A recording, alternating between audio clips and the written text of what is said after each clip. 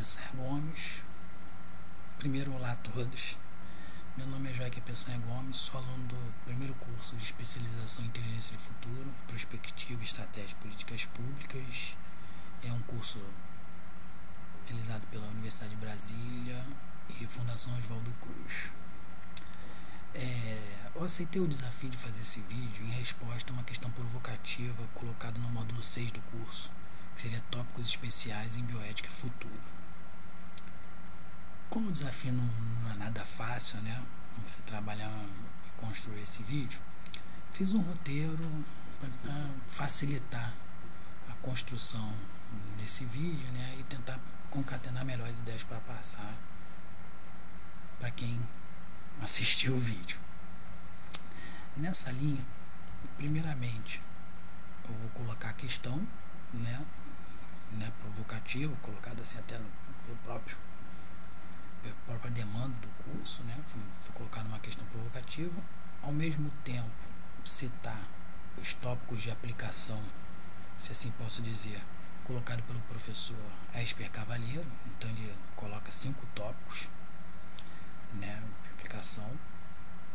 Vou citá-los e atendendo a questão da própria demanda, né, escolher um desses tópicos para fazer um certo desdobramento e me posicionar em relação à questão provocativa. Primeiro, seria interessante, e concluindo a questão do roteiro, no final, após me posicionar em relação à questão provocativa, eu vou buscar exemplificar uma necessidade na área ou no tópico de aplicação selecionado, né, uma necessidade ao mesmo tempo uma política pública que precisa trabalhar essa necessidade, tá? E com isso, buscando, como toda política pública, mudar uma realidade para melhor. Então, passando essa parte do roteiro, iniciando vamos dizer assim, o cumprimento desse roteiro, né, no desdobramento do vídeo, seria interessante primeiro colocar a questão. A questão provocativa é convergência tecnológica, bioética e futuro, utopias ou distopias. Dentre os 5 tópicos colocados, ou todos, considero que todos os tópicos colocados, melhor dizendo, pelo professor Esper Cavalheiro, eu identifiquei uma certa convergência entre eles próprios, né? E o que seria essa convergência? Uma interação, uma interdependência, que eu considero, pelo tópico que eu escolhi, que todos eles acabam gerando um condicionamento ou determinação entre eles, uns mais, outros menos, né? Então vou citar os tópicos, né? Os tópicos relacionados, os 5 tópicos: melhoria da saúde e da capacidade física humana, melhoria das relações societais e de grupos sociais, segurança nacional, unificação da ciência e da educação, e um 5º tópico: expansão da cognição e da comunicação humana.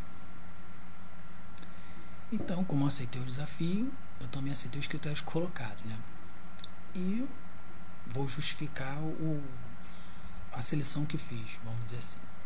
Eu, desde os 18 anos, trabalho para a saúde, né, e saúde pública. Iniciei em 1998, trabalhando na Secretaria de Estado de Saúde do Rio de Janeiro, e desde 2006 venho trabalhando na Fundação Oswaldo Cruz. E todo esse período, desde a Secretaria, tudo com gestão em saúde. Então, e também porque a questão da saúde é uma questão que envolve diretamente o interesse individual ali, né, da pessoa. Então, uma coisa que trabalha e também gera vamos dizer assim, um certo impacto, né, um impacto maior, mais, vamos dizer, mais sentido pelo indivíduo, também eu considero um tema importante. E com isso, eu selecionei, a partir dessa justificativa, dá para ver que eu selecionei a melhoria de saúde e a capacidade física humana. Então vamos trabalhar a questão nesse tópico de aplicação.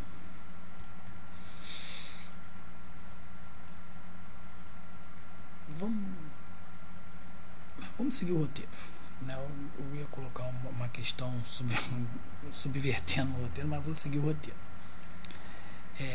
Vamos conceituar agora os termos colocados e buscando esse alinhamento, um alinhamento conceitual, para, no meu posicionamento, saber quais as premissas, né, ou quais os conceitos que foram utilizados como referência para esse posicionamento.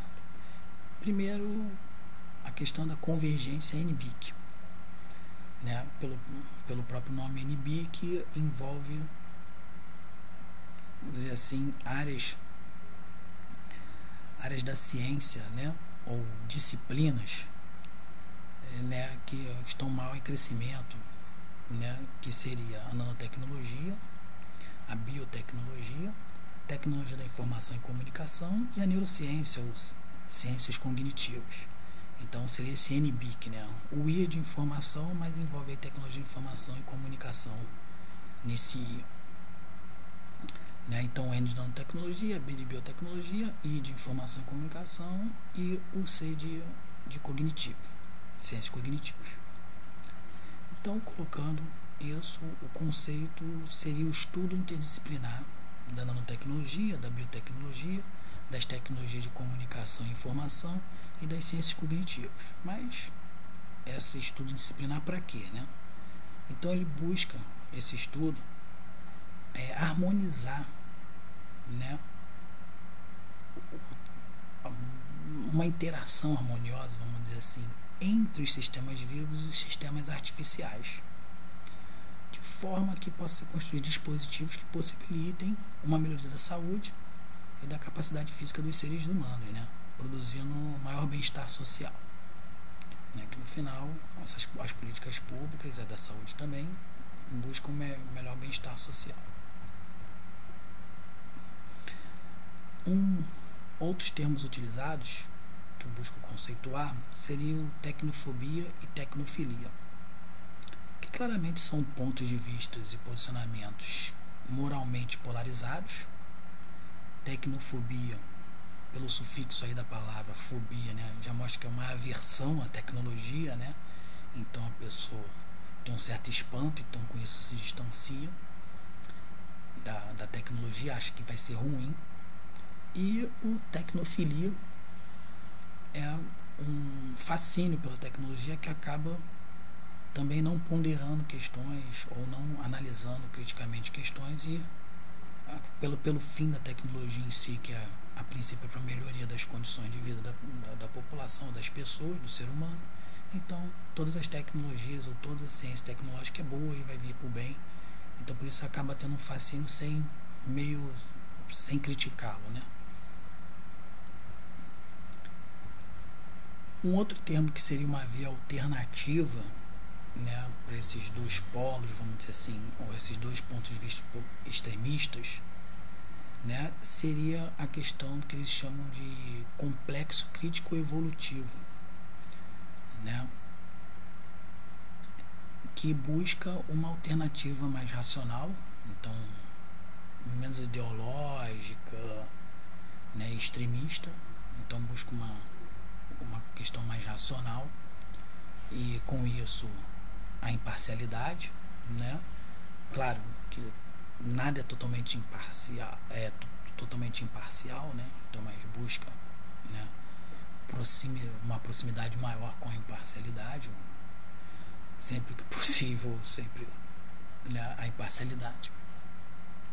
E com isso reconhece, o trato dessa forma reconhece que existem interesses individuais conflituosos que não pode polarizar as discussões nem ponto de vista, então seria uma via alternativa. Então a via do intitulado complexo crítico evolutivo seria uma via alternativa de ponto de vista que busca identificar e respeitar os interesses e prioridades conflituosos na busca de estabelecimento de um consenso norteador, portanto caracterizando-se muito no campo da bioética. Então a via alternativa seria pela bioética, vamos dizer assim. Continuando na questão Não, vou fazer um parênteses aqui em relação ao roteiro da questão conceitual, para colocar uma questão que o professor Reinaldo Guimarães trouxe, e acreditando que esses posicionamentos, esses pontos de vista influenciam e são influenciados muito pela política, ou o que ele chamou de paradigmas orientadores das políticas de ciência e tecnologia no nível mundial. Então vou colocar só esses três momentos que eu considero bem interessantes, até do exemplo que eu vou citar depois. O primeiro considera, é bom colocar aqui esses paradigmas pós Segunda Guerra Mundial, então inicia-se logo no ano de término da Segunda Guerra Mundial, o recorte feito. Então, entre 1945 e 1965, a questão da política de ciência e tecnologia era o motor do progresso, né? Fácil prestígio da questão científica. Então acabava a ciência governando essa política. Então era muito pela oferta. Então se ofertava, entendendo que dessa forma atenderia às necessidades, mas se pensava em ofertar. No momento seguinte, 65 a 85, né, 1900, né, claro, século 20, era um cenário de competitividade industrial, né? Então se buscava atender o domínio era do mercado, vamos dizer assim, enfatizando a demanda, né? Então era caracterizado como solucionadores de problemas, né? No quadro até apresentado pelo professor Reinaldo Guimarães, tendo umas outras referências iniciais, outros estudiosos, mas eu tive acesso através do trabalho dele, através do curso. E um terceiro, que é a partir de 1985, que busca, mais uma vez, a questão do equilíbrio, né? Do mesmo jeito que a bioética busca essa questão mais racional, imparcial, em um certo equilíbrio, que eu acho que isso é resultado da evolução, vamos dizer assim, né? A evolução leva você a fazer ajustes e não polarizar as questões, né? Você vai evoluindo e tudo para não ficar em polos, né? Ou ser extremista. Então, mais uma vez, acredito eu nessa evolução, isso já é um entendimento meu. Se busca a partir de 85 um fácil ambiente de globalização econômica e dos sistemas de pesquisa, associar de forma mais estratégica. Então, se vê a política de ciência e tecnologia como uma oportunidade estratégica para conseguir equilibrar ou associar melhor oferta e demanda. Então, eu coloquei esse parênteses aí para situar a questão da política, né? E isso influencia a questão dos pontos de vista e também é influenciado, né, por esses pontos de vista, né? No Brasil em si, o próprio professor Reinaldo Guimarães coloca que no Brasil está atrasado, né? O Brasil não está no momento ainda de pós-1985, vamos dizer assim, ainda está nos momentos anteriores e tudo, a ciência gerar alguns pacotes de oferta e dissociado da demanda, e de um outro lado o mercado trabalhando, e a coisa um pouco afastada a questão da ciência e do mercado em si, mas ou da oferta e da demanda.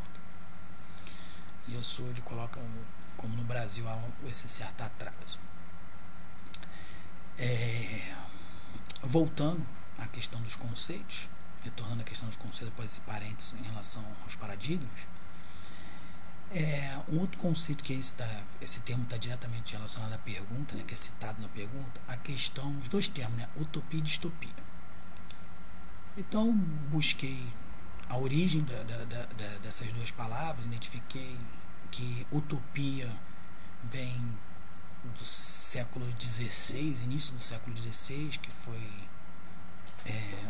um trabalho, né, publicado, um livro publicado por Thomas Morris, em inglês, que é chamado A Utopia.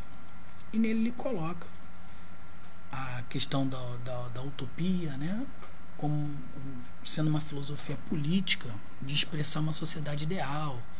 Ele cria uma ilha imaginária onde a sociedade ideal é baseada numa comunidade dos bens e do solo, onde o desenvolvimento tecnológico favorece a liberdade, né, humana, de forma equilibrada com adequado convívio social. e tendo uma administração que distribui esse ganho, né, da ciência, né, o resultado dessa ciência para todos, né, numa visão socialista, né, e reconhece mérito, mas essa riqueza nacional é tão igualmente repartida, né,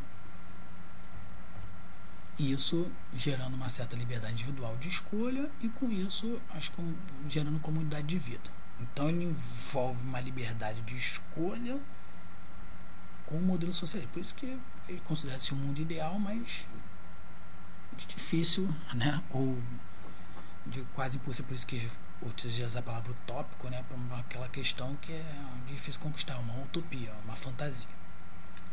A distopia já ela veio como antítese à utopia e, pelo que eu levantei, veio de um termo utilizado no parlamento britânico por Greg Weber, né, que coloca como uma utopia negativa, né, e no caso nosso, trabalhando na questão do desenvolvimento, né, da ciência, da tecnologia, do desenvolvimento aí da tecnologia, que é o que é colocado, né, na pergunta, resultaria no poder de dominação. Então essa ciência, tecnologia, essa convergência, no caso da pergunta, essa convergência tecnológica ou convergência NBIC, o resultado dela seria uma dominação. Uns dominariam isso, esse conhecimento, essa inovação, esse ganho, vamos dizer assim, e com isso utilizaria isso para coagir e dominar outras sociedades ou outras pessoas, né?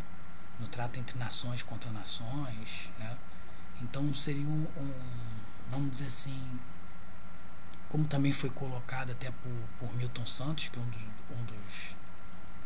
dos trabalhos que eu li também aqui, a questão da colonização. Então a pessoa utilizaria isso para voltar à questão de colonizadores e colonizados, né? Desse poder, exercer esse poder para isso, e não com o objetivo de solidariedade, né? Como é no caso da utopia, uma questão mais de solidariedade. Encerrando essa questão dos conceitos, né, eu fiz uma correlação. Face os termos utopia, distopia, tecnofobia e tecnofilia serem extremos, eu fiz uma correlação entre eles.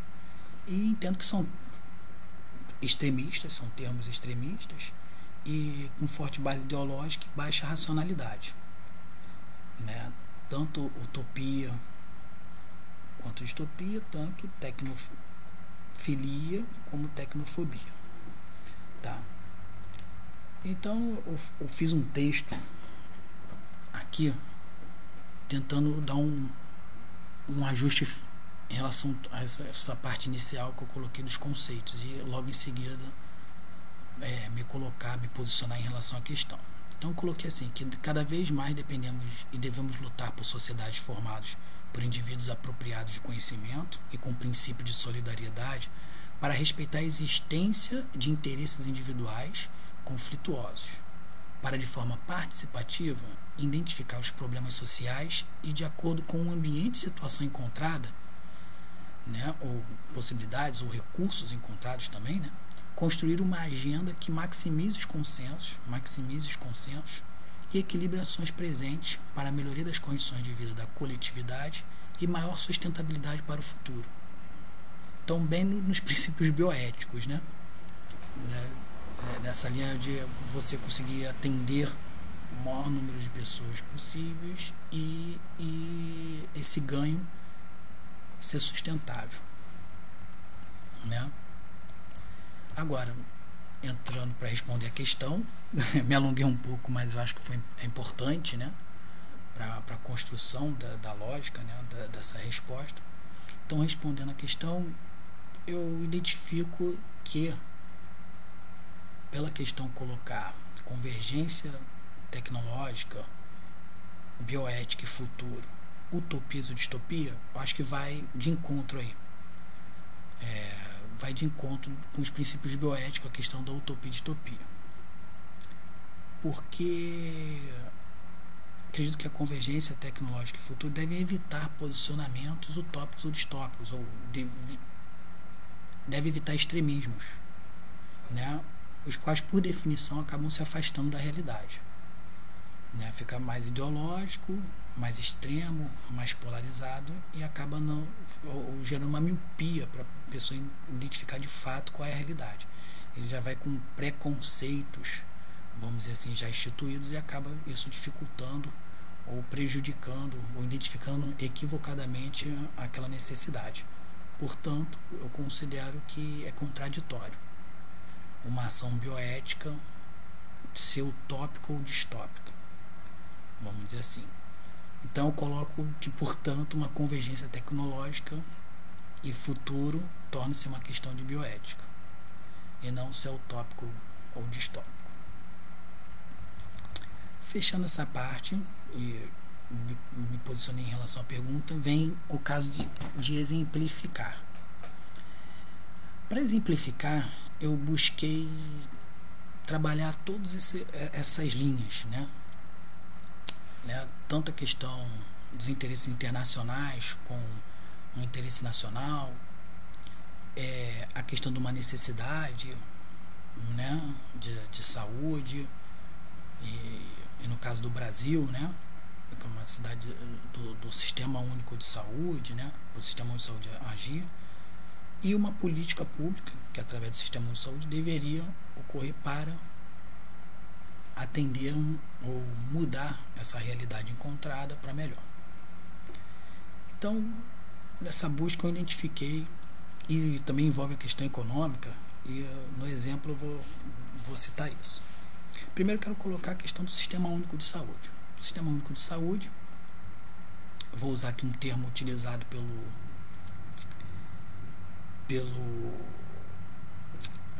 Guilherme Delgado, que ele chama de liberdade ou igualdade por lei. Então, a política de saúde, né, ou o Sistema Nacional de Saúde no Brasil é o Sistema Único de Saúde, a partir da Constituição de 88, e ele é uma igualdade, ele é uma igualdade inicialmente, né, é uma igualdade por lei. Tem uma lei que existe um sistema universal, né? Então ele tem que atender a todos, não importa as condições e tudo, apesar de ter o princípio da equidade e tudo, mas ele é uma igualdade por lei de cara, né? Por ter essa lei que tem que dar acesso a todos, e coloca que ele é um sistema público, mas de forma complementar pode vir privado. Aí que vem, já na nossa realidade, uma contradição, porque esse próprio sistema que se diz que tem que ser público e complementar privado, quando você vai analisar pela questão do financiamento, você identifica que mais da metade, ou 57%, é privado. Do gasto total com saúde no Brasil, 57% é privado e 43% é público. Então já é uma contradição. Então, uma realidade encontrada. O sistema é público, complementar privado, só que se gasta mais privado. Para piorar essa situação, desses 57% do total gasto com saúde, que é privado, mais da metade é por pagamento direto do cidadão, né? As outras formas do privado é saúde suplementar, que são os planos de saúde, e bem menor ou sem muita significância é a questão de doações, filantropia, essas questões que também é considerado privado. Mas voltando, dos 57%, mais da metade é gasto direto. Então o cidadão há uma necessidade de saúde para ele, que está interferindo na vida dele, e ele vai lá, gasta do seu orçamento familiar, gasta diretamente, paga um médico, compra um medicamento, né? Então isso tem um impacto para o cidadão absurdo, para as condições de vida dele. Mas muitas vezes ele acaba ficando doente ou permanece doente sem poder comprar um medicamento, não tendo como comprar. Então é um exemplo que eu vou citar aqui, impacta bem nisso. E como eu já falei, a questão do medicamento, 57% é privado, mais da metade é gasto direto, e deste gasto direto, metade do gasto direto, que é um valor bem significativo, é para medicamento. Aí chegou o ponto da necessidade. Já escrevi um pouco essa necessidade. Então tem um impacto forte no orçamento familiar, e mais de idades mais vulneráveis, como idoso, por causa das doenças crônicas e tudo, a expectativa de vida aumentando, a maior necessidade é maior por medicamentos e tudo. E muitos medicamentos desses com alta, né, com uma média aí de tem gente gastando 700, 800 reais mês para só manter medicamento, né, fora casos extremos que são muito mais disso, né, mas a média é isso. Então você pega, escreveu o cenário, né, então precisamos atacar isso. E eu identifiquei uma política pública que está indo para tentar buscar minimizar ou até solucionar um pouco essa questão, que vai também resolver a questão econômica, né? Complementando esse cenário, né? Se ficar sentado aqui, não. Estou fazendo sentado o vídeo, sem minha posição. Complementando esse cenário, você pega a questão da dependência brasileira na questão de medicamento. Aí envolve a questão de ciência, tecnologia e inovação. O Brasil tem uma alta dependência. Em relação à questão econômica, isso gera um déficit na balança, apesar de ser o objetivo nosso aqui tratar, mas gera um déficit na balança comercial absurdo na questão da saúde. O Brasil é super deficitário, ele compra muito de fora e depende, então isso gera um alto grau de dependência externa, né? Então esse trato da política internacional. Então ele não pode, aí voltando aí, tem que ser bem equilibrado para fazer essas parcerias. Mas ele buscou uma alternativa interessante. O que seria? Ele, além de comprar um medicamento, ele mantém essa dependência, mas ele criou parcerias público-privada, né, nas PPPs, para a questão da saúde, criou parcerias que eles chamam de PDPs, que seriam parceria para o desenvolvimento produtivo. A maioria dessas parcerias são com detentores de patentes e a maioria dos detentores de patentes são internacionais, né? Então faz essa parceria, compra o medicamento, embutido nesse contrato, nessa parceria, está a transferência da tecnologia, ou seja, no médio prazo o Brasil vai ter condições de produzir isso internamente, ele vai ganhar essa expertise. Isso resolve a questão, é uma imagem objetivo finalística, só trabalhar com isso? Não, claro que não. Acredito que tem que ter estudos para o Brasil ter patentes originárias aqui do Brasil, como já tem, mas ganhar muito mais com isso, né? E ter muito mais produção em relação a isso. Então tem um investimento, é claro que vai ter que ter um equilíbrio, a palavra acho que ideal é o equilíbrio, que vai ter que ponderar outros interesses aí, outras necessidades. Mas essa política de PDPs eu considero uma política muito importante, que vai transferindo, atende os interesses internacionais, porque o país continua comprando, então os outros países continuam também investindo. Então numa questão nacional a inovação é boa, essa convergência tecnológica é boa, estão criando mais coisas para resolver problemas de suas populações, então das necessidades humanas. Então continua motivando isso, continua investindo nisso, continua pagando por isso o Brasil nesse meio, né, gerando fluxo, né, financeiro para que isso ocorra, para continuar pessoas pesquisando em relação a isso, mas ao mesmo tempo aí em relação aos interesses nacionais precisa transferir a tecnologia para ganhar uma certa autonomia e ao mesmo tempo pesquisar para também ser, vamos dizer assim, transferir tecnologia para outro, né, ser detentor de patentes originárias nacionais. Uma outra questão que eu acho bem interessante colocar é que no Brasil, em relação à saúde, foi criado a Rede Brasileira de Avaliação de Tecnologias em Saúde. Então isso é bem interessante quando se fala em necessidade, em qual é o melhor caminho a se tomar, qual é a melhor política pública, qual é a melhor diretriz terapêutica, o protocolo clínico e tudo. Então essa que é chamada de Rebrates estuda isso, estuda as possibilidades e tudo, e qual que seria mais eficiente para atender a realidade, sempre com foco em qual é a melhor forma de atender a população, né? E não somente uma eficiência econômica, né? Focado também no atendimento à população, mas reconhecendo que o orçamento público ele é limitado, apesar das necessidades serem ilimitadas, o orçamento público é limitado, então precisa ter um meio campo aí que consiga avaliar essas questões e colocar e ver qual é a forma de agir mais eficiente para atender essas necessidades. É isso.